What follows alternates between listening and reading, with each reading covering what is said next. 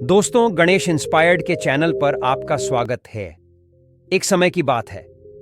नगर में रहने वाला कबीर नाम का एक लडीडेका अपनी जिंदगी से बहुत निराश था। उसकी निराशा का कारण यह था कि वह अब तक कुछ भी नहीं कर रहा था। उसके माँ बाप उसे ताने मारते कि तेरे सारे मित्र कुछ ना कुछ कर रहे हैं, लेकिन तू अभी भी घर में ही बैठा हुआ। मित्रों के बीच भी अक्सर उसका मजाक ही बनता। वह कहीं जाता तो लोग उससे पूछते कि क्या कर रहे हो। उसे यह बताने में बड़ी शर्म आती है कि अभी वह कुछ भी नहीं कर रहा। धीरे धीरे उसने रिश्तेदारों के यहाँ जाना और लोगों से मिलना जुलना कम कर दिया। वह ज्यादातर समय अपने घर में ही बैठा रहता। वो अकेले में रोता, भगवान को कोसता और अपनी किस्मत को दोष देता।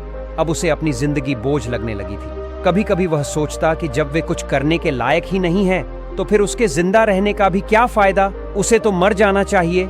दिन वे अपने नगर की एक सड़क से गुजर रहा था। तभी उसने देखा कि एक गुरु दुख के ऊपर प्रवचन दे रहे हैं। वह भी वही भिड़ाच में पीछे बैठ गया और गुरु के प्रवचन सुनने लगा। गुरु बोल रहे थे कि दुख एक गुरु की भांति होता है जो हमें जीवन की सच्चाई दिखाता है और हमें सही से जीवन जीने का तरीका सिखाता है। आप चाहें तो अपने दुख रूपी गुरु से जीवन जीना भी सीख सकते हैं और चाहें तो उस दुख में डूबकर बैठकर रो भी सकते हैं। कबीर भी गुरु की ये सारी बातें ध्यान से सुन रहा था, लेकिन उसे गुरु की यह बातें सही नहीं लगी। उसने खड्डीढे होकर कहा, दुख कुछ भी सिखाकर नहीं जाता, सिर्फ पीढ़ा देकर जाता है। दुख की पीढ़ा अनंत होती है। ऐसा लगता है इसके बाद कुछ भी नहीं होने वाला, कुछ भी नहीं मिलने वाला। मृत्यु भी उसके सामने छोटी लगने लगती है। गुरु ने कहा, आखिर क्या दुख है तुम्हें? कबीर ने अपना सारा दुख गुरु के समक्ष कह सुनाया और पूछा, क्या आपके पास मेरे इस दुख का कोई समाधान है? यह सुन गुरु मुस्कुराए और बोले, जिस दिन तुम्हारे जीवन में सच्चा दुख आए उस दिन मेरे पास आना, मैं तुम्हारे दुख का समाधान अवश्य करूंगा। इतना कहकर गुरु वहां से चले गए। कबीर ने सोचा, क्या मेरा दुख सच्चा नहीं है? क्या जिसने से गुजर रहा हूं वो छोटा है? कोई भी मेरे दुख को नहीं समझ सकता। जब माँ बाप नहीं समझ पाए तो गुरु क्या समझेंगे? अपने दुखों से परेशान होकर कबीर ने एक निर्णय लिया कि अब वह कुछ करके दिखाएगा। उसने एक छोटा सा व्यापार शुरू किया, लेकिन उसमें उसे सफलता नहीं मिल रही थी। पर उसके घर वाले खुश थे कि वह कुछ तो प्रयास कर रहा है। वह अपने व्यापार में जुटा रहा और उसे धीरे धीरे सफलता भी मिलने लगी। फिर उसने रफ्तार पकड़ी ली और सिर्फ 3 साल के अंदर ही वह एक बड़ा व्यापारी बन गया। अब कबीर के चारों तरफ ऐसे बहुत से लोग थे जो उसकी चिंता करते थे, उसे पसंद करते थे, उसके काम की प्रशंसा करते थे। अब उसके घर वाले भी उसकी प्रशंसा करते नहीं थकते थे। दिन प्रतिदिन उसके मित्रों की संख्या बढ़ती जा रही थी। अब वह अपनी जिंदगी से बहुत ही खुश था। उसके कुछ मित्रों ने उसे सलाह दी कि जब तुम बड़े व्यापारी बनकर इतने खुश हो तो सोचो कि अगर तुम इस नगर के, इस राज्य के सबसे बड़े व्यापारी बन जाओ तो तुम्हारे पास कितना सुख होगा, कितने लोग तुमसे जुड़ना चाहेंगे, तुम्हारा कितना यश फैलेगा। स्वयं राजा भी तुमसे मित्रता करना चाहेंगे और जरूरत पड़ने पर तुमसे ही धन उधार लेंगे। मित्रों की यह बात कबीर के मन में घर कर गए। अब उसने और भी धन कमाने का प्रयास शुरू कर दिया, लेकिन उसे यह सब कुछ बहुत ही जल्दी चाहिए था। वो सब कुछ प्राप्त करने में अपना ज्यादा समय बर्बाद नहीं करना चाहता था। इसीलिए उसने ऐसे भी कार्य करने शुरू कर दिए जो उचित नहीं थे। उसने बड़ी मात्रा में अपने मित्रों से धन उधार लेना शुरू कर दिया। ज्यादा मुनाफा कमाने के लालच में अपने सामान में मिलावट करने लगा। उसने दूसरे व्यापारियों के खिलाफ षड्यंत्र भी रचे, उन्हें डराया, धमकाया। जैसा जैसा उसके मित्र उससे कहते गए वही करता गया। वह इन तरीकों से ज्यादा धन तो कमा रहा था, लेकिन अब उसके जीवन में सुकून नहीं रह गया था। उसके मन की शांति गायब हो गई थी। उसे रातों में नींद नहीं आती थी। सुख साधन की सारी वस्तुएं होने के बाद भी उसे किसी में सुख नहीं मिल रहा था। एक दिन कबीर अपनी बग्घी में सवार होकर कहीं जा रहा था। कभी रास्ते में उसे गुरु का आश्रम दिखा। वह रुक गया। वह गुरु के पास जाकर बोला, गुरुदेव, आपने कहा था कि जब तुम्हारे जीवन में सच्चा दुख आए तब मेरे पास आना। अब मैं बहुत दुखी हूं। मेरे रातों की नींद गायब हो गई है। मुझे कहीं सुकून नहीं मिल रहा है। इस तरीके से कबीर ने अपनी सारी समस्या गुरु के सामने कह सुनाई। गुरु ने कहा, जब तुम मुझसे पहली बार मिले थे तब भी तुम किसी दुख में थे। तुमने उस दुख से क्या सीखा? कबीर ने कहा, मैंने सीखा कि सिर्फ सोचने और चिंता करने से कुछ नहीं होता। अपनी सोच को सच करने के लिए कर्म करना पड़ता है, और सिर्फ कर्म करने से भी कुछ नहीं होता। अपने कर्म को अंतिम पड़ाव तक ले जाना भी आवश्यक होता है। चाहे रास्ते में कितनी मुश्किलें आईं, मन कितना ही निराश हो, कितना ही लगे कि अब आगे कुछ भी नहीं होने वाला, तब भी यह मानकर चलो कि मैं जो भी कर रहा हूं उसमें सफल अवश्य होगा। लोग सिर्फ सफल व्यक्ति को ही सम्मान देते हैं, फिर चाहे कोई कितना ही अच्छा क्यों ना हो, वह लोगों की नजरों में बुरा ही होता है। यह सब सुन गुरु मुस्कुराए और बोले, यह असली दुख नहीं है। जब तुम्हारे जीवन में असली दुख आए तब मेरे पास आना, मैं उसका समाधान अवश्य करूंगा। कबीर ने जाते समय गुरु को सोने के सिक्कों से भरा घड़ा भेंट किया। खड्डा देखकर गुरु ने कहा, यह मेरे किसी काम का नहीं, इसे उस पेड़ के नीचे गड्ढा खोदकर दफना दो। कबीर ने गुरु के कहे अनुसार गड्ढे को पेड़ के नीचे दफना दिया और वहां से चला गया। कुछ दिनों तक तो व्यापार अच्छी तरक्की कर रहा, लेकिन गलत व्यापार की वजह से ही धीरे धीरे उसे व्यापार में घाटा होने लगा। उसकी सारी धन संपदा धीरे धीरे खत्म होने लगी, और एक दिन ऐसा आया जब उसके पास कुछ भी नहीं बचा और वह कर्जे से लग चुका था। लेकिन वह निश्चित था, क्योंकि उसने सारा कर्ज अपने मित्रों से ही लिया था। मैं सोचता था कि उसके मित्र बुरे समय में उसका साथ देंगे, लेकिन ऐसा कुछ भी नहीं हुआ। बुरा समय आते ही मित्रों ने ही सबसे पहले अपना उधार मांगना शुरू किया, और उधार वापस न करने पर जान से मारने की धमकी भी दी। उसके शुभचिंतक, उसे चाहने वाले सब उससे दूर हो गए। उसके वो मित्र जो उसके साथ मौज मस्ती किया करते थे, अब उससे दूर भागने लगे। उसके परिवार वाले उसे उसकी गलतियां और कमियां गिनाने लगी। उसकी सारी संपत्ति नीलाम हो गई और उसके पास कुछ भी नहीं बचा। उसने अपने पिता से सहायता मांगी तो पिता ने कहा, मेरे पास ये थोड़ी सी ही संपत्ति है, अगर मैं यह भी तुम्हें दे दूंगा तो तुम्हारी मां को कहां रखूंगा। ये संपत्ति हमारा आखिरी सहारा है। उसके आसपास ऐसा कोई भी नहीं था जो उसके दुख को समझ सके, उसे संभाल सके। लोगों से मिले इस धोखे और विश्वासघात की वजह से वह अंदर तक टूट गया। उसे लगने लगा, अब जीने का क्या मतलब है, अब तो मृत्यु ही एकमात्र सहारा है, वो है आत्महत्या। एक भारी की तरफ जा रहा था कि तभी उसे याद आया, गुरु ने कहा था, जब तुम्हारे जीवन में असली दुख आए तब मेरे पास आना। कबीर गुरु के पास गया और अपना सारा दुख सुनाया। वहीं आंखों में आंसू भरकर बोला, मेरे इस दुख का समाधान कीजिए। गुरु ने कहा, जब तुम्हारे जीवन में असली दुख आए तब मेरे पास आना, मैं उसका समाधान अवश्य करूंगा। कबीर ने कहा, क्या अभी जो मेरे जीवन में घट रहा है वह दुख नहीं है? आखिर असली दुख होता क्या है? गुरु ने कहा, सबसे पहले तुम ये बताओ कि तुमने अपने इस दुख से क्या सीखा। कबीर ने कहा, मैंने सीखा कि जो लोग हमारी सफलता, हमारी तरक्की की वजह से हमारे जीवन में आए हैं, वो हमें धोखा अवश्य देंगे, क्योंकि वह बुरे समय में हमारे साथ खड़े नहीं होंगे। वह केवल अच्छे समय में हमारा फायदा उठाएंगे और बुरे समय में छोड़कर चले जाएंगे। भरोसा केवल उन्हीं लोगों पर करना चाहिए जो हमारे बुरे समय में, असफलता के समय में हमारे साथ खड़े रहते हैं। लेकिन ऐसे लोग बहुत ही कम होते हैं, और जिसके पास होते हैं उन्हें उनकी कद्र करनी चाहिए, उनका अपमान नहीं करना चाहिए। मैंने यह भी सीखा कि कभी किसी के खिलाफ षड्यंत्र नहीं रखना चाहिए। ईमानदारी और धैर्य के साथ अपना काम करना चाहिए और कभी लालच नहीं करनी चाहिए। अपना सारा दुख और अनुभव बताने के बाद कबीर आंखों में आंसू भरकर गुरु के सामने बैठा रहा।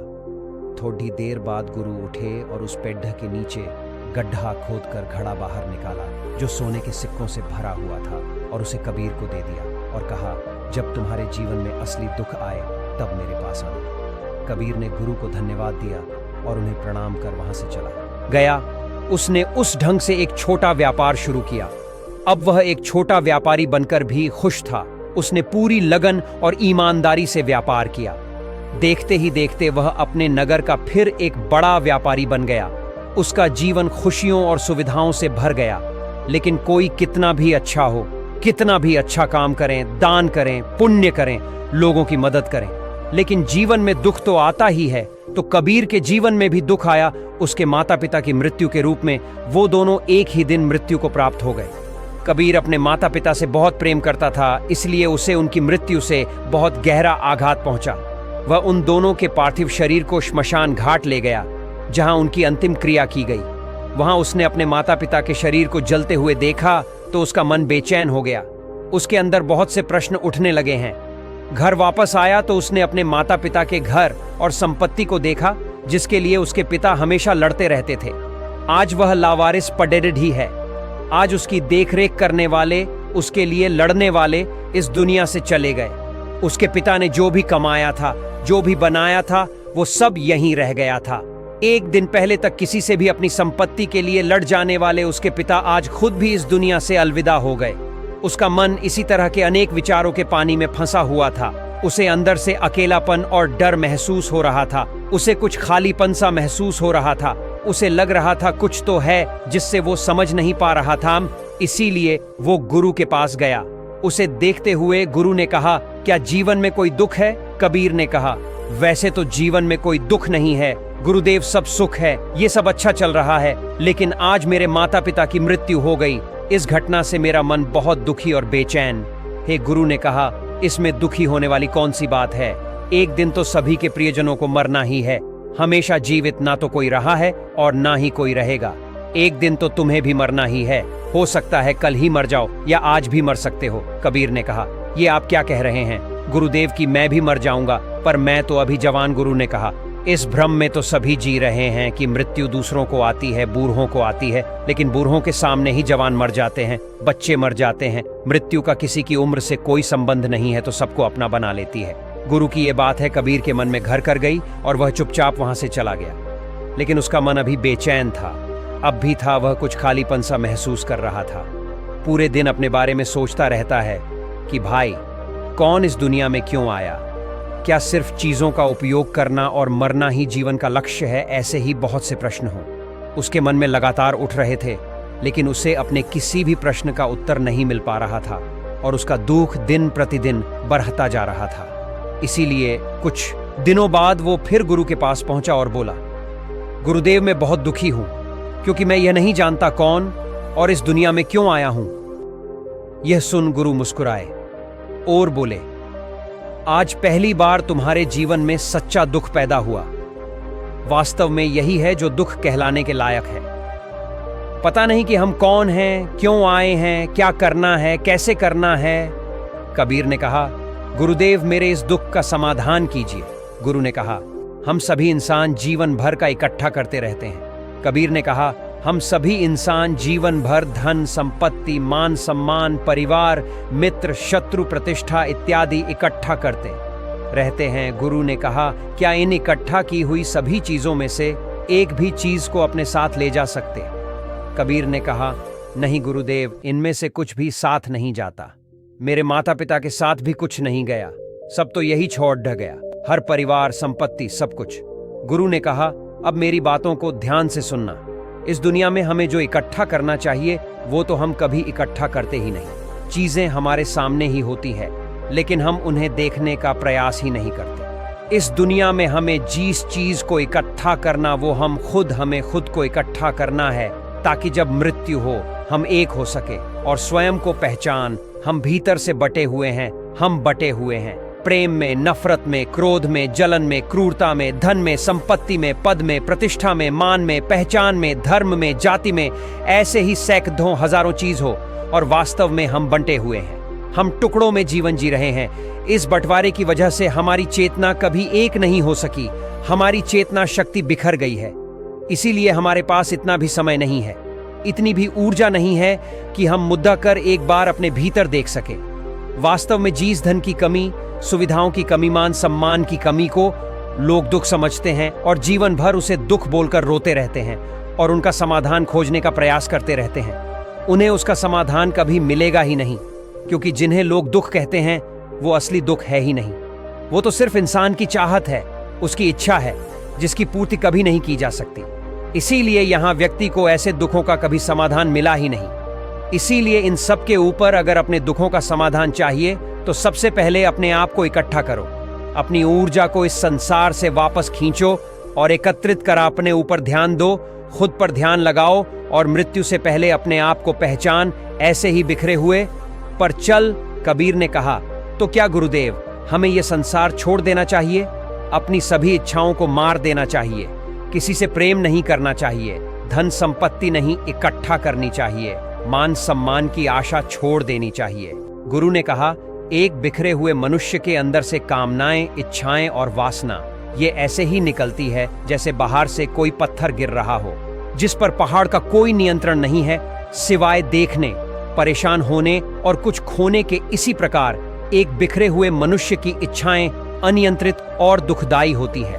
उसका अनियंत्रित मन कुछ भी इच्छाएं और कल्पनाएं करता रहता है और दुखी होता रहता है।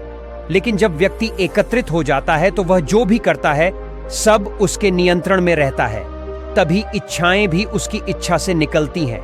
कबीर ने कहा, गुरुदेव, आपने मेरे सच्चे दुख का समाधान कर दिया। आपका बहुत बहुत धन्यवाद। आपसे मैं खुद को एकत्रित करने का प्रयास करूंगा। गुरु ने कहा, मानव शरीर में बहुत ऊर्जा है, बहुत शक्ति है, पर यह बेकार के कामों में बात कर रह गई है, चीजों में लगी रहती है। ये ऐसा ही है जैसे कि एक अत्यंत शक्तिशाली मशीन किसी बच्चे के हाथों में दे दी गई हो और वह बिना सोचे समझे, बिना किसी नियंत्रण और जानकारी के बस इसकी शक्ति को कहीं भी बर्बाद कर रहा हो। इसीलिए अपनी चेतना की शक्ति पर ध्यान दो और इसे एकत्रित करो। कबीर को अपने प्रश्नों का उत्तर मिल चुका था। उसने गुरु को धन्यवाद किया और चुपचाप वहां से चला गया। दोस्तों, इस वीडियो में बस इतना ही। मिलते हैं अगली वीडियो में। नमो बुद्धाय।